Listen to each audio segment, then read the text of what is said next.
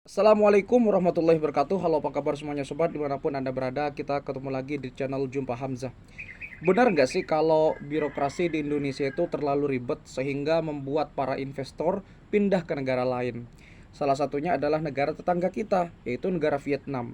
Dimana di Vietnam itu secara kultur mereka ya dibilang mirip, ya mirip dengan Indonesia karena masih dalam kawasan Asia Tenggara atau Southeast Asia. Tapi kalau dilihat dari budaya juga mereka mirip-mirip dengan China karena secara jarak negara Vietnam dengan Tiongkok atau Republik Rakyat China itu relatif dekat, apalagi dengan Shenzhen gitu ya, kota manufaktur yang sangat besar di China. Ya siapa yang nggak tahu negara China? Semua hampir bisa dibuat di China itu, terutama teknologi.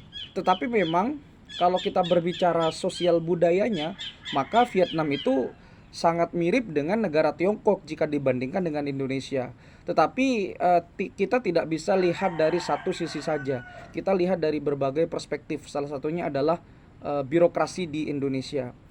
Birokrasi di Indonesia itu bisa dibilang ribet, kemudian banyak sekali regulasi-regulasi yang tentunya akan membuat para investor itu berpikir dua kali kalau mau investasi di Indonesia. Ya penyebabnya adalah karena aturannya juga seperti itu, dan ya konon ada pungli di balik semua itu. Sehingga banyak investor seperti investor Apple itu memang mau investasi ke Indonesia dengan beberapa syarat.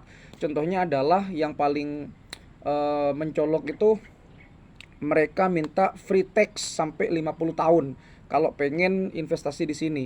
Nah, itu Indonesia keberatan. Sedangkan kalau di Vietnam, ternyata Vietnam udah memberikan keringanan berupa 50 tahun free tax bagi Apple, sehingga Apple sudah ada 25 produk supplier Apple di Vietnam itu, sedangkan di Indonesia cuma 2.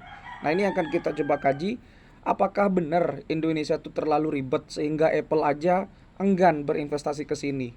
Kita bahas bersama-sama dan mudah-mudahan birokrasi Indonesia tidak semakin ribet. Kita putar dulu intronya.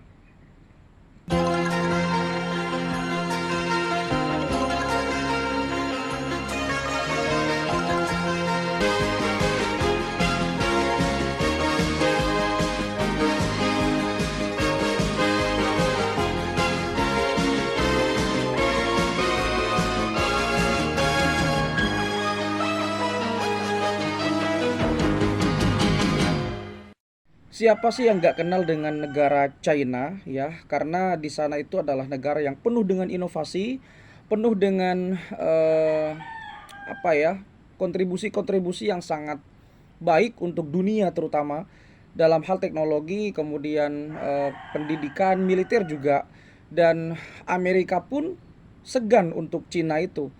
Dan hubungan antara Cina dengan dunia-dunia barat itu kadang harmonis, kadang enggak. Artinya naik turun lah, fluktuatif gitu ya. Kalau di segi perekonomian. Kenapa? Ya karena negara Cina ini adalah negara yang bisa menjadi superpower. Amerika aja ketar-ketir dengan Cina itu. Mungkin beberapa saat yang akan datang, Cina akan menjelma menjadi negara superpower mengalahkan Amerika bahkan Rusia sekalipun. Atau mungkin ketika Rusia dan Amerika bergabung juga nggak bisa menyaingi Cina. Kalau ya, ini kalau kondisinya terus-terusan seperti ini. Kenapa? Karena gini, banyak sekali produksi-produksi atau produk-produk dari dunia yang terkemuka, bisa dikatakan teknologi gitu ya. Itu rata-rata diproduksi di Cina. Kalau kita misalkan beli mainan, beli barang itu rata-rata made in China gitu ya. Karena memang di sana perusahaan manufaktur yang terbesar di dunia. Belum ada yang bisa menandingi sekalipun Amerika dan juga Rusia. Ya, itu kita tidak diragukan lagi.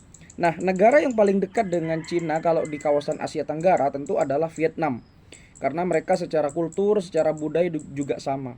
Sehingga Cina ini kadang mereka produk-produk dari luar itu di apa ya, di stop gitu. Ya contohnya seperti sosial media gitu ya, di contohnya di Amerika gitu. Ya mereka kadang-kadang sosial medianya Cina itu nggak mau gitu memakai Google gitu ya. Mereka punya Google sendiri gitu. Ya maklum lah, ada yang harmonis, ada yang enggak, hubungan Cina dan negara-negara barat ini. Nah, kalau kita berbicara tentang produk Amerika yang sangat laku gitu ya di seluruh dunia, terutama di Indonesia, tentu kita mengenal Apple. Nah, Apple ini adalah salah satu brand yang sangat ternama, sudah memiliki jutaan pengguna gitu ya, baik generasi milenial, generasi Z, apalagi generasi Alpha. Siapa yang nggak kenal dengan Apple? Nah, Apple ini karena memang barangnya cukup branded sehingga mereka memerlukan biaya yang sangat besar untuk memproduksinya. Karena permintaan dari pasar global sangat banyak, Apple mau tidak mau harus membangun infrastruktur ya di berbagai daerah atau di negara di dunia ini. Kalau memang pengen harganya bisa ditekan. Karena kalau barangnya masih mendatangkan impor, ya berarti harus siap-siap dengan budget yang sangat mahal. Salah satunya adalah dengan membangun infrastruktur yang ada di negara yang bersangkutan tujuan Apple untuk berinvestasi. Bagaimana dengan Indonesia? Indonesia ternyata hanya ada dua ya, hanya ada dua supplier komponen Apple di Indonesia ini. Dan yaitu mungkin akan bertambah seiring dengan berjalannya waktu, tergantung dengan kebijakan.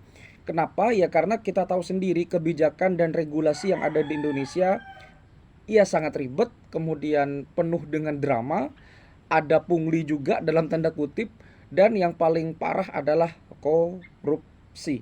Nah, ini yang tentunya harus digarisbawahi secara besar, underline gitu ya, big underline. Tetapi memang ya kalau kita berbicara korupsi nggak semua sih.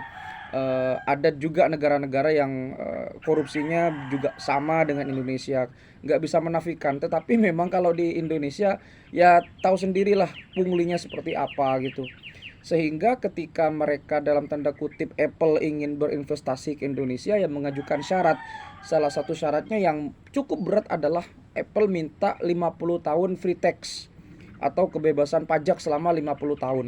Nah, ini yang memberatkan Indonesia. Sedangkan di negara tetangganya yaitu Vietnam, karena Vietnam itu cukup dekat dengan Indonesia dan juga China di Shenzhen, mereka orang Vietnam pemerintahnya mengizinkan Apple itu bebas pajak ya atau free tax selama 50 tahun. Indonesia mungkin berani nggak ya kalau misalkan 50 tahun? Ya mungkin tidak dengan kondisi seperti ini. Mungkin bisa 20 tahun maksimal atau 30 tahun. Karena barangkali di Vietnam itu banyak sekali faktor-faktor yang memang membuat Apple lebih memilih sana daripada Indonesia. Di Indonesia banyak pungli, kemudian tenaga kerjanya itu kadang-kadang mereka banyak minta cuti, minta tunjangan, jam kerjanya minta dikurangi, tapi gajinya pengen naik, skillnya ya segitu-gitu aja. Tapi kalau di Vietnam, mereka tenaga kerja itu juga udah profesional, jam kerjanya udah tinggi, jarang ada komplain, apalagi demo gitu. Tapi kalau di Indonesia ya kita seperti inilah kondisinya. Apalagi ketika hari buruh internasional banyak sekali demo-demo itu. Nah, di Vietnam itu nggak seperti itu. Tenaga kerjanya lebih profesional, mereka lebih bisa diajak untuk kerja keras, mereka juga berinovasi.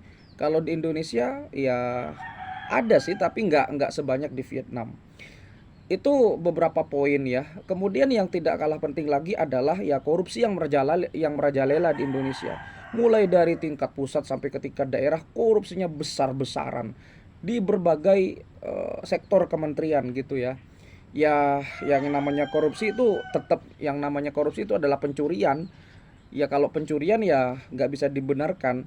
Sehingga mungkin Apple atau investor-investor yang lain, nggak hanya Apple, itu melihat Indonesia ini pangsa pasarnya bagus untuk Apple atau produk-produk yang lain, tetapi kondisinya seperti itu. Sehingga mereka berpikir dua kali, mending ke Vietnam aja. Di sana regulasinya udah lebih baik daripada Indonesia, kemudian tenaga kerjanya juga udah terampil, profesional, dan di sana udah menyediakan atau disediakan fasilitas yang sangat wow gitu ya. Free tax sampai 50 tahun. Bebas pajak 50 tahun bagi Apple. Sehingga nggak eh, nggak kaget kalau di Vietnam ternyata udah ada 25 supplier produk Apple, dan mungkin akan terus bertambah seiring dengan berjalannya waktu karena investasi besar-besaran. Padahal pengguna Apple di Indonesia dan Vietnam itu jauh lebih banyak Indonesia. Ya karena memang penduduk Indonesia lebih banyak dari Vietnam. Tetapi kenapa Vietnam berani untuk memberikan free tax sampai 50 tahun kepada Apple? Karena Vietnam melihat masa depan Apple di sini tuh seperti apa. Mereka pinter. Ya mungkin gaji DPR mereka sama rata ya, beda dengan Indonesia. Kalau di Indonesia seperti apa, Anda silakan nilai sendiri. Korupsinya masih aja terus jalan. Siapapun DPR-nya, siapapun pemimpinnya nggak bisa terlepas dari korupsi ini, gitu. Sehingga yang kaya makin kaya, yang miskin makin miskin, dan ini mungkin dibaca oleh para investor-investor asing yang ada di dunia. Kalau mau investasi di Indonesia, siap-siap dengan regulasi yang jelimet, siap-siap dengan peraturan yang begitu begitu ribet, dan ya pokoknya negara ribet lah gitu. Tapi memang kan Indonesia juga banyak ya apa ya pemakai-pemakai gitu, dari mulai produk-produk Apple dan produk-produk yang lain. Ya ini barangkali bagi pemerintah sekarang ya, pemerintahan Pak Prabowo, mungkin jangan terlalu ribet, dan korupsi memang harus diberantas sampai ke akar-akarnya. Jadi biar produk-produk yang ada di dunia yang memiliki kontribusi yang juga sangat besar ujung-ujungnya nanti kepada Indonesia, itu bisa menyumbang pendapatan di Indonesia. Apalagi ya kalau kita melihat eh, banyak sekali manufaktur-manufaktur yang udah ada di Indonesia seperti Samsung, seperti ya yang lain sebagainya, itu memang mungkin mereka sudah terlanjur gitu ya ada di Indonesia. Kalau disuruh milih mungkin mereka akan pindah ke negara lain.